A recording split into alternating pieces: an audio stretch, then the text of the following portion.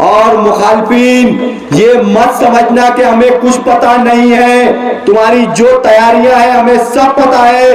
Polling के दिन सुबह सुबह जब तुम आएंगे ना वहां पर बोका जोर डालने के लिए, तो तुम चप्पल छोड़ के नहीं भागे तो हमारा भी नाम बदल देना। मर्चेंट नगर इलाके में मीटिंग रखी गई। बरसों से इस इलाके को शादी हॉल देने के नाम पर बेवकूफ बनाया जा रहा है। मेरे साथी ने मुझसे बताया कि 2002 से यहाँ पर शादी हॉल बन रहा है। एक मर्तबा यहाँ का शादी हॉल का बजट निकाल कर खा लिया गया। उसके बाद दूसरी कोई चीज इन्हें मिली नहीं सियासत करने के लिए।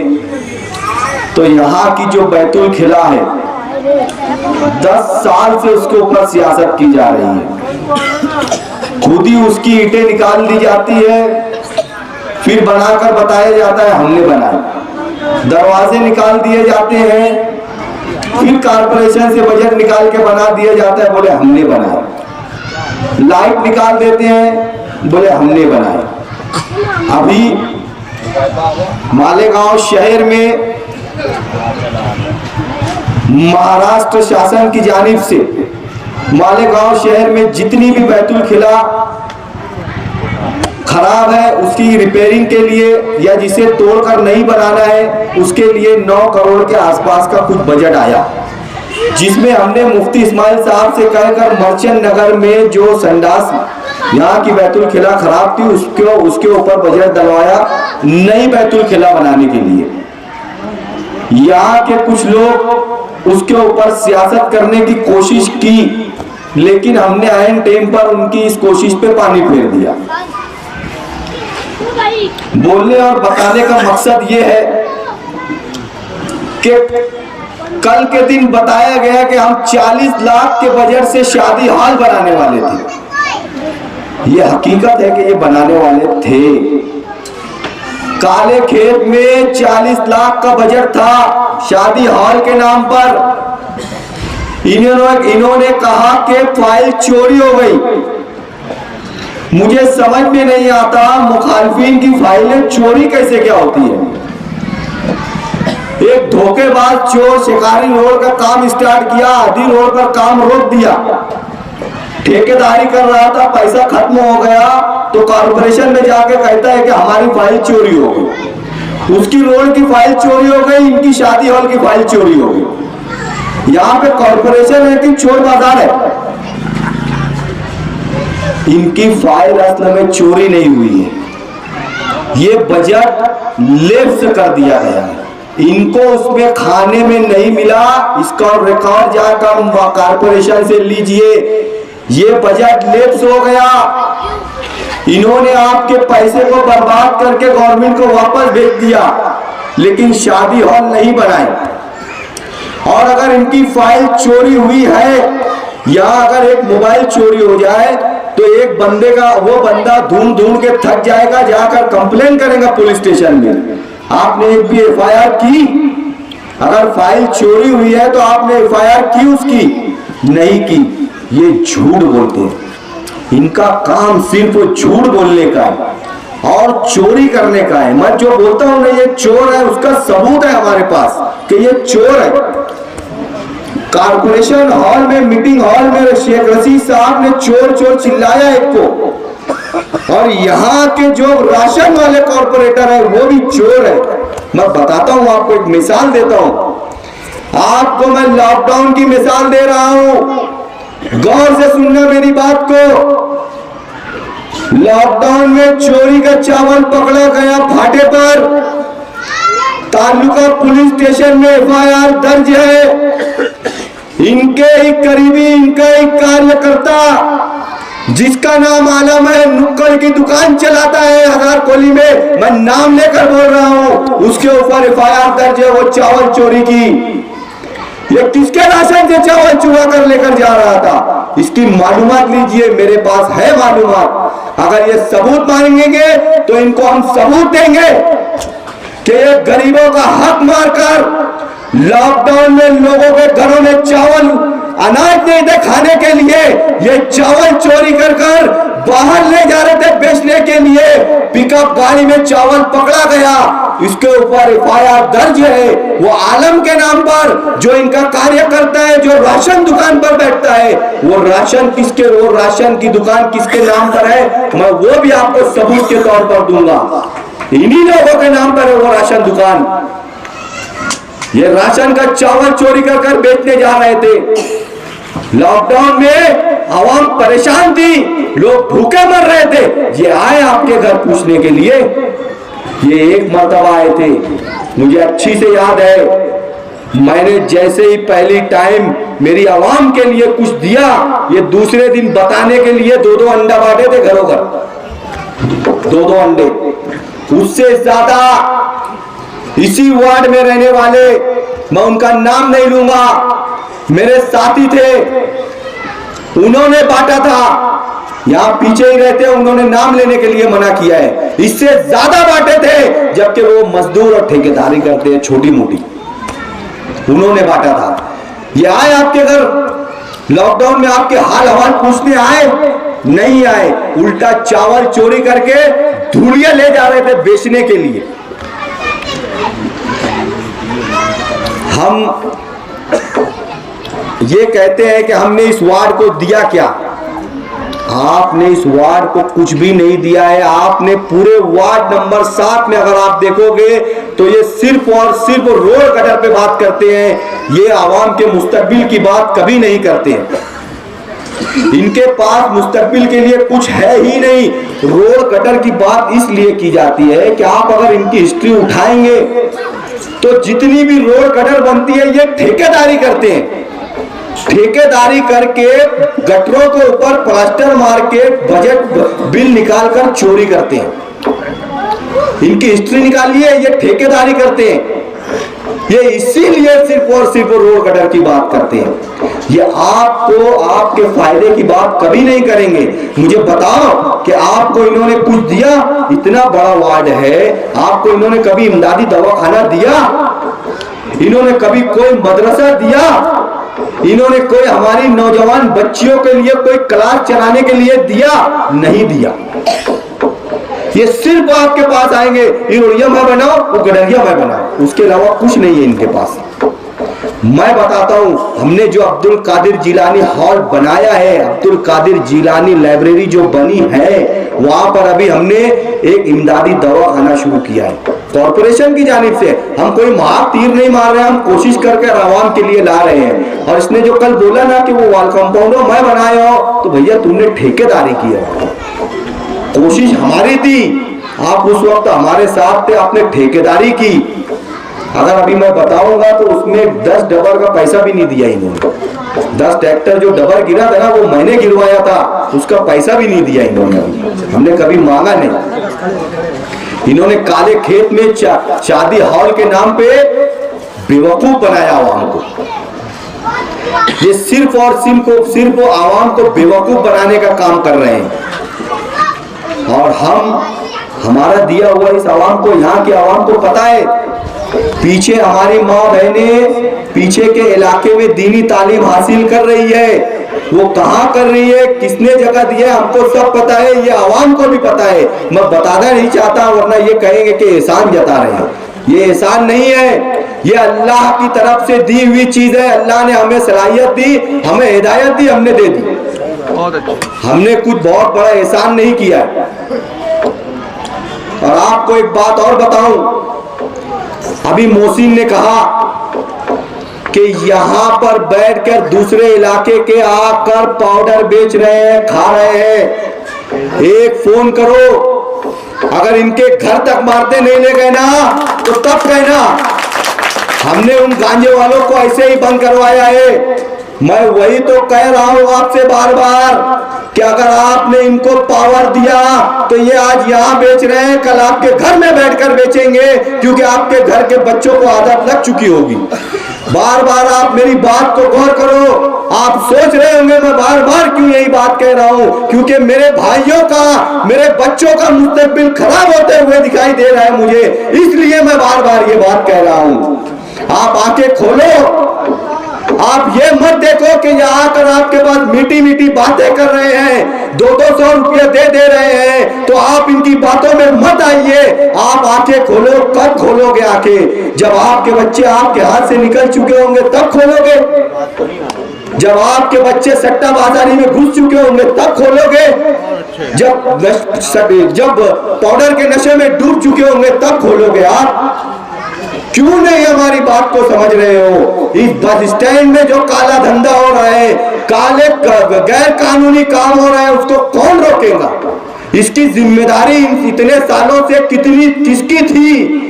ये जो सट्टा बाजारी यहाँ बस स्टैंड में चल रही है, यहाँ के इलाके के जिम्मेदार की थी ना। कभी आकर बोले आपको चलो मेरे साथ मैं बंद करवाता हूं, वहां पर चलकर नहीं बोले। इस वार्ड के आवाम ने मुझको एक आवाज दी थी, मैं आकर खड़ा हो गया था। मैं यकीन दिलाता हूं आपको, आप हमें आवाज दीजिए, हम आपके कांधे से कांधा मिलाकर खड़े हैं। यहाँ बस स्टैंड में जो चल रहा है, फ्लाईओवर ब्रिज के नीचे जो काला धंधा चल रहा है, या यहाँ जहां मीटिंग चल रही है यहाँ पर जो चल रहा है, हम सब कुछ बंद कराने की ताकत रखते हैं। यहाँ पर कौन कुसुम्बर रोड पर, इस इलाके की अभी बात कर रहा हूं मैं अभी नंदन नगर और गणेश नगर नहीं गया। यहाँ आईपीएल और वर्ल्ड कप पर कौन सट्टा चलाता है उस पर ध्यान दो। हमारे ही एक इलाके के बच्चे को इन्होंने बिगाड़ा है सट्टे के नाम पर। वो बच्चे की हालत इतनी खराब है, उसको 4 महीना जमात में भेजा गया, उसके बाद वो सुधर नहीं पा रहा। आप जरा सा ध्यान दीजिए। अगर आप ये सोच रहे हैं ना कि हमारी उम्र गुजर चुकी है, अब ये बच्चे की ये गुजारते बैठेंगे, ऐसा नहीं है। ये कल हश्र के मैदान में आपको पकड़ेंगे। आपके बच्चे सबसे पहले आपको पकड़ेंगे कि मेरी माँ, ऐ मेरे बाप, हमने रोका क्यों नहीं इस हराम कमाई से? आज आपकी वजह से मुझे सजा मिल रही है। क्या जवाब देंगे आप उसको हश्र के मैदान में? बताइए। वह आपके पास मौका होगा उससे माफी मांगने का, या आपके पास मौका होगा वो ये चीज छुड़वाने का? नहीं, वक्त गुजर चुका होगा। आज आपके पास वक्त है इन सब चीजों को रोकने का और आपके बच्चों को संभालने का। आप अपने बच्चों के मुस्तकबिल को देखिए। मैं बताता हूं, इनके पास निहाल साहब की दी हुई टीएम स्कूल थी। यहाँ इस वार्ड का जो रहनुमा एक जमाने से आपने चुन कर दिया, क्या वो आपके पास आया कभी कि मेरी तरफ से हर साल इतने बच्चों का एडमिशन मैं फ्री में करवा कर दूंगा, मेरे बच्चे फ्री में पढ़ेंगे? कभी दिया? नहीं दिया। ये सिर्फ आएंगे रोड कटर की बात करेंगे, आपके बच्चों के मुस्तकबिल की बात कोई नहीं करेगा। आप हमारी बात को समझिए। हम जीत कराने के बाद जो नशा छुड़ाने की बात किए हैं, उस सेंटर की मांग करेंगे किसी भी हाल में, चाहे हमें आमदार की जरूरत पड़े या मेयर की, हम वो इस वार्ड में लेकर आएंगे। और हमारे जो बच्चे नशे में डूबे हुए हैं उनके नशे को छुड़वाने की कोशिश करेंगे। हम सिर्फ छुड़वाएंगे नहीं, वरना आप छुड़वाते जाओगे, पीछे से दूसरे बढ़ते जाएंगे। हम इस वार्ड में जो नशे का धंधा चल रहा है, काला धंधा, हम उसको बंद करवाएंगे। आप हमारा साथ देंगे इसमें, हम आपके साथ खड़े हैं। आपको डरने और घबराने की कोई जरूरत नहीं है। आप हमारे साथ आओ, हम इनकी ईंट से ईंट बचा देंगे। आप मुझे बताइए, मेरा सवाल है कि इन्होंने आपको क्या दिया? खरीदी के नाम पर बेवकूफ बनाया गया। अभी हमारे जाने के बाद वो मीटिंग लेंगे, यहाँ पर मीटिंग लेकर यही बोलेंगे ये रोड मैंने बनाया, वो गटर मैंने बनाया। अरे आपने इनके मुस्तकबिल बनाए, बच्चों के मुस्तकबिल को बनाया, उस पर तो बात कीजिए। उस पर कोई बात नहीं कर रहा है। इनका सिर्फ और सिर्फ चोरी का धंधा है, इनका काला धंधा है, इनका दूसरा कोई काम नहीं है। ये सिर्फ और सिर्फ सट्टा बाजारी करने वाले लोग हैं। ये इधर से पाउडर वालों को देंगे बैकअप और पाउडर का धंधा करेंगे। जीत के आने के बाद वो उधर से उसका जो है तो पावर बढ़ाएगा और सट्टा बाजारी करेगा। आपके घर के बच्चों को बिगाड़ा जाएगा। अगर आप आज अपनी आंखों को नहीं खोला तो कल आपकी आंख बंद हो चुकी रहेंगी, अब बहुत देर हो चुकी रहेंगी। आप सर पे सर हाथ रखकर बैठे रहेंगे, लेकिन आप कुछ नहीं कर पाएंगे। ये एसआईटी की बात करते हैं। एसआईटी में जितने लोग बंद हैं उनको प्यार मोहब्बत से ले, जितने लोग हैं आप उनके घरों से जाकर पूछिए, इन लोगों ने ही यही दोनों जो चल रहे हैं ना एसआईटी में, वो चाहे डॉक्टर इस्लाम पार्टी का हो या समाजवादी का, इन लोगों ने उनको बेचारों को मोहब्बत से समझा बुझा कर ले गए, हम 2-4 दिन में आप लोगों को छोड़ा लेंगे, चलो, और ले जाकर जमा करवाए उनको। वरना ये कोई बड़ा केस नहीं था, उस केस को इन लोगों ने हॉट पर रखा, हॉट पर रखा इसलिए कि उनका मुद्दा दबना नहीं चाहिए। वो इसके ऊपर इलेक्शन लड़ने वाले थे और गरीबों को ले जाकर बंद करवाया इन्होंने। इनकी काली करतूत आपके सामने है। इन्होंने अपने राजकारण के चक्कर में गरीबों को बंद करवा कर रखा है और सिर्फ ये कर रहे हैं कि हम छुड़वाएंगे, हम करेंगे, किसी को कुछ करने भी नहीं दे रहे हैं ये लोग। इनका काम मैं बताता हूं, अगर किसी के पास कोई चोरी करता है या फिर किसी के पास कोई असलाह निकलता है तो पुलिस उसके ऊपर केस दाखिल करती है। उसके बाद कोई वारदात अगर होती है असलाह के साथ में तो पुलिस सबसे पहले उसको उठाएगी जिसका पीछे एक केस बना हुआ है असलाह का कि भाई ये क्या कौन कर सकता है, या तूने तो नहीं किया, ये कौन किया। 2019 के इलेक्शन में यही समाजवादी पार्टी की पार्टी ऑफिस पे सैकड़ों आधार कार्ड पकड़े गए थे, सैकड़ों डुप्लीकेट आधार पकड़े गए। बोगस वोट के नाम पर डालने के लिए हमने सुबह 7 बजे पकड़ा था। फारूक कुरैशी के भाई है बबलू कुरैशी, उनके नाम से आयशा नगर पुलिस स्टेशन में एफआईआर दर्ज है। पुलिस ने इनको उठाया।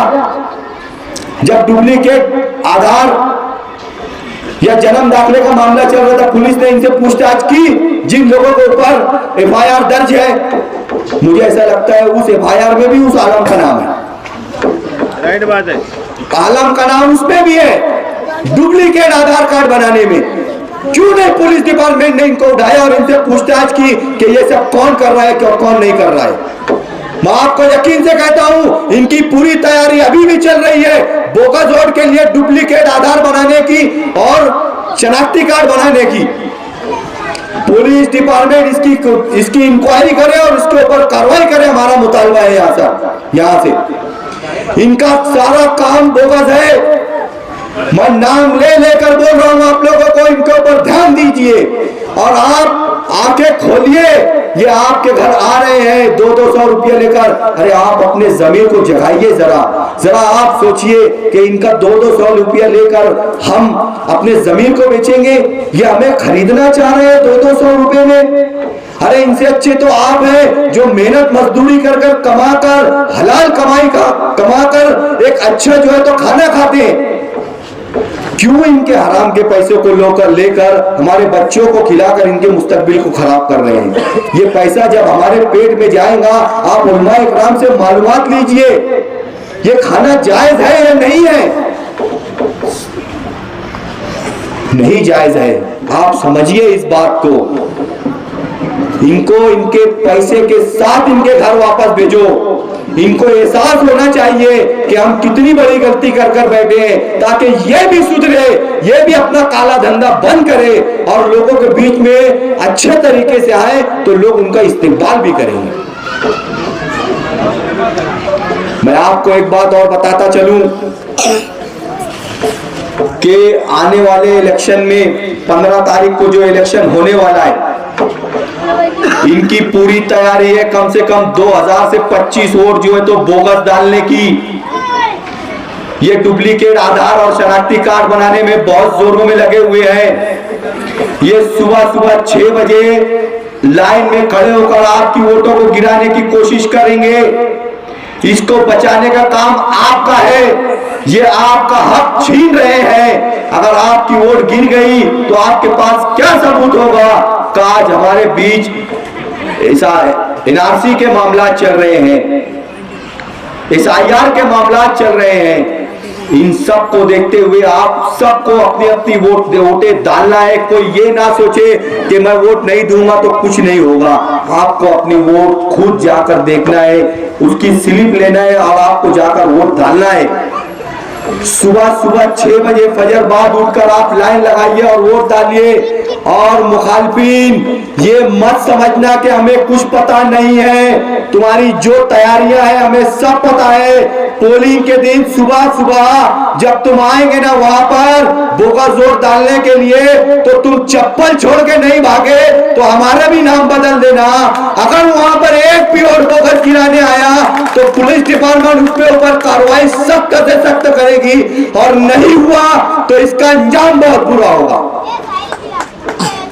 मैं मेरी माँ बहनों से गुजारिश करना चाहता हूं, मैं ये नहीं कह रहा हूं कि इस इलाके की, ये पूरे मालेगांव शहर से हमारी माँ बहनों को पैसों का लालच देकर लाते हैं और बोगस वोट डलवाने का काम करते हैं। बहुत सख्ती रहेगी, ये बात याद रखना। अगर कोई पकड़ा गया